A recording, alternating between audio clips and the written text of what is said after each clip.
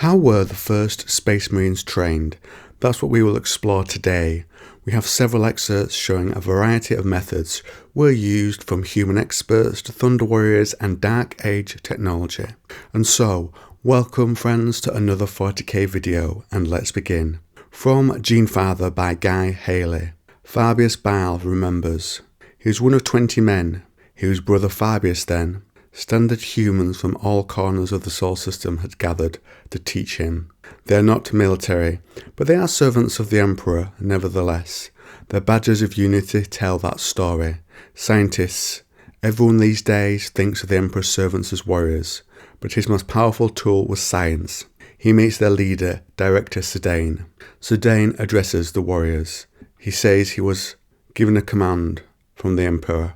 He has decreed that a portion of his warriors shall be given full knowledge of Space Marine physiology. You are to be apothecaries, the first tenders of flesh. For the next 9 months you will work under my command.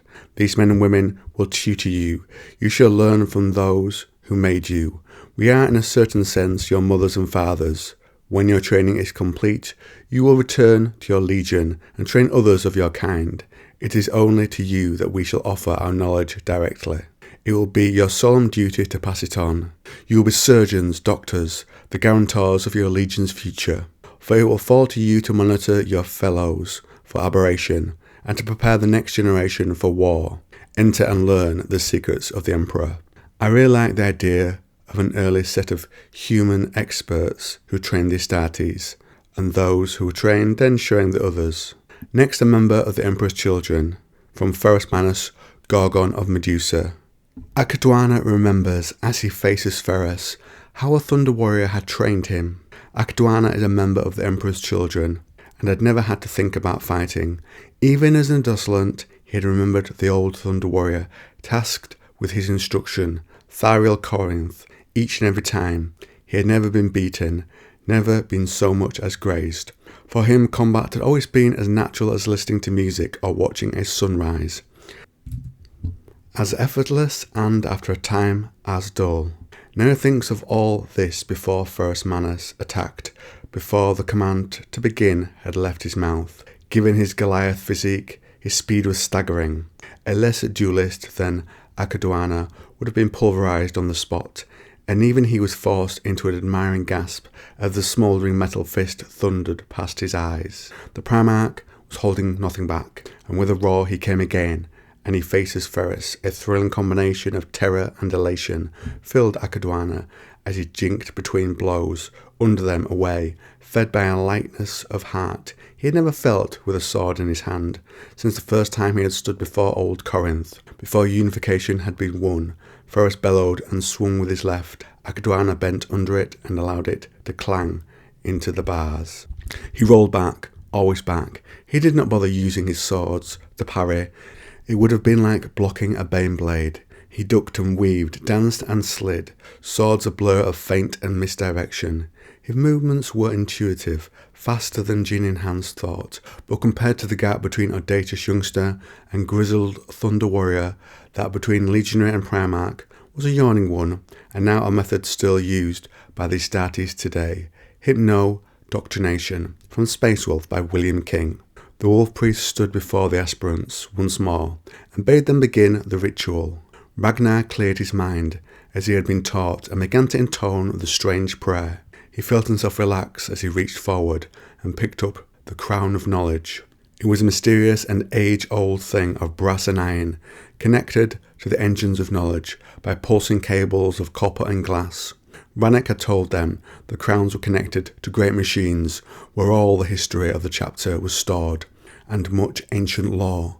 By donning the crowns, that lore would be pumped directly into his mind at a rate far beyond that at which a person could normally memorize it. Ragnar found the whole process a frightening and magical one. Once the crown was in place and the correct litanies intoned by the priests, then the knowledge came, not only in the form of words and memories, but also sounds and pictures and emotions. Ragnar knew his own feelings were being subtly altered by the machines, but he did not care. The possession of the law was worth the price. He had learned so much in only a few days. It was an enlightening experience in its own way. The more he learned, the more he understood the Space Wolves, and the more he understood the chapter, the more he longed to serve them and be a part of them. And though this shaping of his mind continued to happen, he came to understand the changes it made in his mind and body, and why they were needed. The machine taught him the vocabulary and knowledge to understand these concepts. Truly the power of these ancient machines, these engines, was great. He learned of weapons and their use. He learned of tactics and organizational structures. He learned the 10 basic offensive maneuvers and the 4 strong defenses, and he smiled as he did so, the pleasure centers of his brain stimulated by the awesome, intricate, subtle mechanisms of the old machines. And it ends by giving him a love for his chapter, and of course, the Emperor. Similarly, we see in Taylock, in Sons of Dawn, undergo this, how he goes from not knowing who those around him are, to knowing they are Space Marines, and the language spoken being a mystery to him, to understanding what they are speaking, Imperial Gothic, and he can now not only understand it, but also speak it. And for a final example from Dawn of Fire, the Avenging Sun, the Hypnomat's primary use was to instill knowledge without active learning on the subject's part, but it could reawaken memories to be lived again. Full immersion in the Hypnomat required cooperation from Messianus's catalepsian node, and coming out of the half sleep was never as easy as truly waking. Reliving past events dulled his wits.